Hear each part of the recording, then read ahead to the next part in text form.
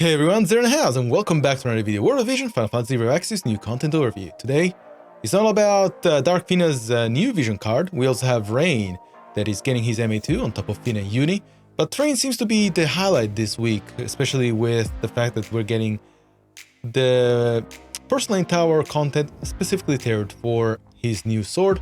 Why don't we have a look at what's new anyway, and we'll dissect this week's content. Firstly, you'll be presented with the standard banner for Dark Fina's Vision card. This does not have a pity because you'll notice that on Thursday you will get 2 tickets that will give you a chance to get this card, and this is the banner in which you can use it. Furthermore, we have the 5-step guaranteed summon for this Vision card. Let's have a look at the Vision card here and see whether you should actually pull for it. So this card, once you pull it and max it, will give you Dark Unit Match up by 50%, Dark Unit Dexterity up by 18%, and then Dark Unit Missile Attack Resistance up by 20%. I believe that the last resistance is gonna be quite important, especially if you want to use Dark against the current Ice meta that is coming up.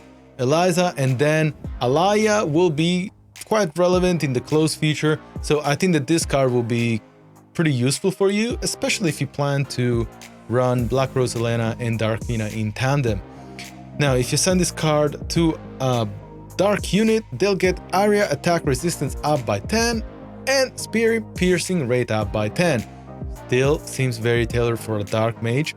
Now, if you give this card to Dark Fina, she'll get match up by 20% and attack ability activation time reduction by 100.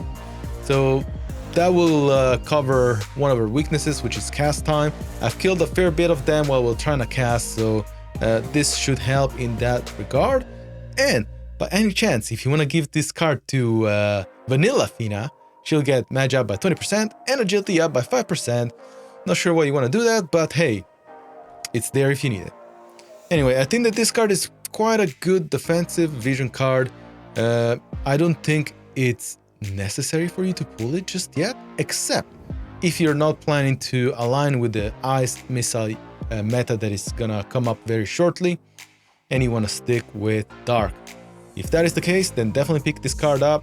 Otherwise, if you want to go into the Ice side of things, skip it. It seems that Rain is the highlight of the week in regards of rerun units.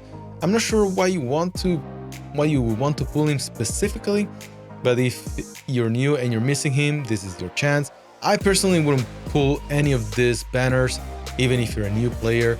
We'll explore a couple of things that might be better tailored for you in the shop.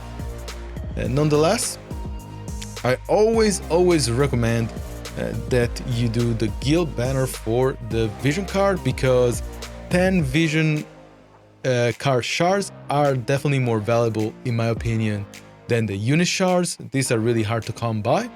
And with the fact that you need 275 max, you're already picking 70 out of the 275 via guild method. So why wouldn't you want to do that? That's a fair amount of development that you can do for this Vision card. If you go onto the Porcelain Tower Deluxe shop, there is one thing that I think is good, and it's this Select QR Shards 40 for 300 paid. It appears that 300 paid Visure is the equivalent of 2000 free Visure from what I've seen. Especially with, we get, for this amount, we get free pool tickets as well. So I think that this trade-off, this conversion rate is actually really good. And if you want to build a unit and expedite their growth, instead of using free Visure, this would be a good way, a good option for you to explore. Now, if you go onto the free version of the Porcelain Tower shop, definitely grab those growth eggs, they'll always be there for you. And I did notice that there's these Unit Awakening support packs. I think that you should consider them only if you are planning to, well, actually planning is the wrong word. I would consider these packs only if you need to build a unit in an emergency state, let's say. So if you are trying to get one unit up to speed in regards of building them and getting them ready for PvP or something like that, then this is the only reason why I would consider spending 2000 free Visure for all these goodies. I believe that they will give you a good start in regards of getting them to the appropriate awakening level. Other than that, I believe that for anyone else, these are definitely not worth your free Visure. There's other ways these things can be farmed, and that's the most important thing. You should never, in my opinion, you should never spend resources on what you can farm. And farming can be done automatically. So if you go further down, there wasn't anything else that really got my attention. And yeah, from here we can obviously explore the Vision Cards shop and the feature shop for Rain. One thing that could be a trap is this 8-element shops, and in particular the elemental ticket. I think that if you're a brand new player, this is something that you might want to consider, because obviously it reduces the pool of units that you can pull. So it might be higher value for a brand new player that doesn't have a specific character. However, for everyone else, this is definitely not worth it. You can get general guaranteed UR ticket for free every month.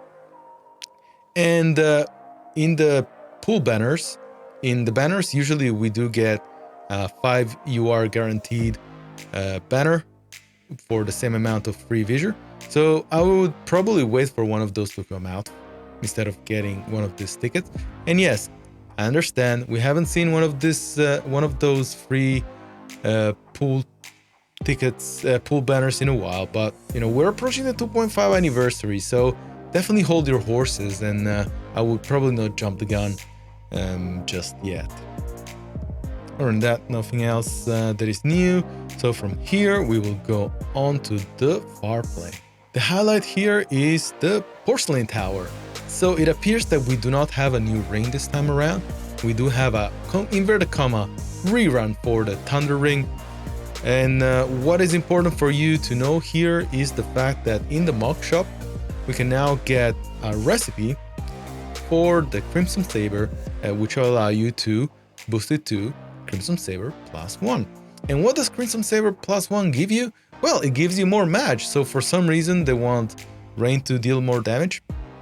As you can see, that is the discrepancy between +5 and +6, and that extra buff is definitely going to be helpful for him to deal a bit more damage with Jamming Thrust.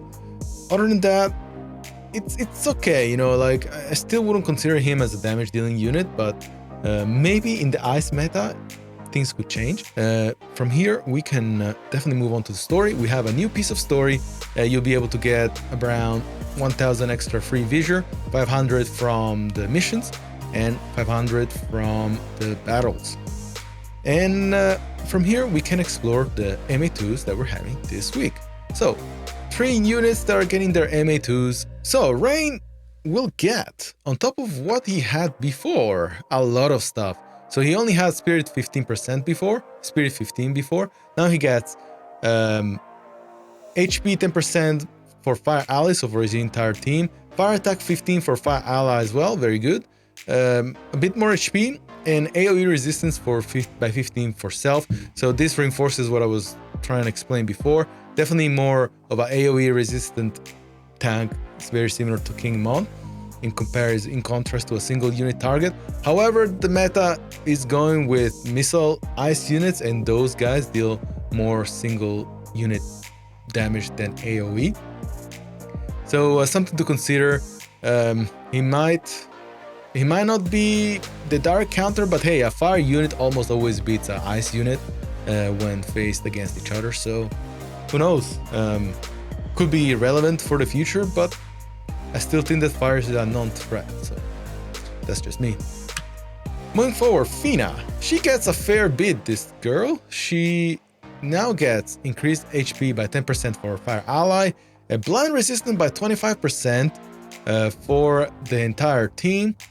Then on top of the fact that she already had dexterity and magic resistance, she'll get 20 points of accuracy, and she also get a decreased casting time by 200 all over the place. So this should make her heals much faster, and her damaging skills also. I didn't think her damaging skill were that slow, but it's good that she has reduced casting time across the board. So even a stronger unit than before. She's definitely a UR in disguise. So definitely keen to keep including her in my light teams, and she hasn't disappointed, and I'm sure she won't disappoint in the future. And lastly, Uni. Uni is quite an interesting MA2. Now he will simply get agility 20% up for until he's hit by 2 times. So does reinforce his missile roll, where those guys are not meant to be hit. I think that guy will die in 1 hit anyway. Even a fire unit should kill him, to be honest. So you might want to use the what's it called? I think it's Kiton's TMR, where it reduces hate. I think that's something that you might want to consider giving him in a situation where you're doing limited class match. And with that, that is all. Thank you very much for tuning in. Got a short video, not much content, but I'm sure that porcelain tower will keep you busy. You guys take care, and we'll see you next week. Have a good one.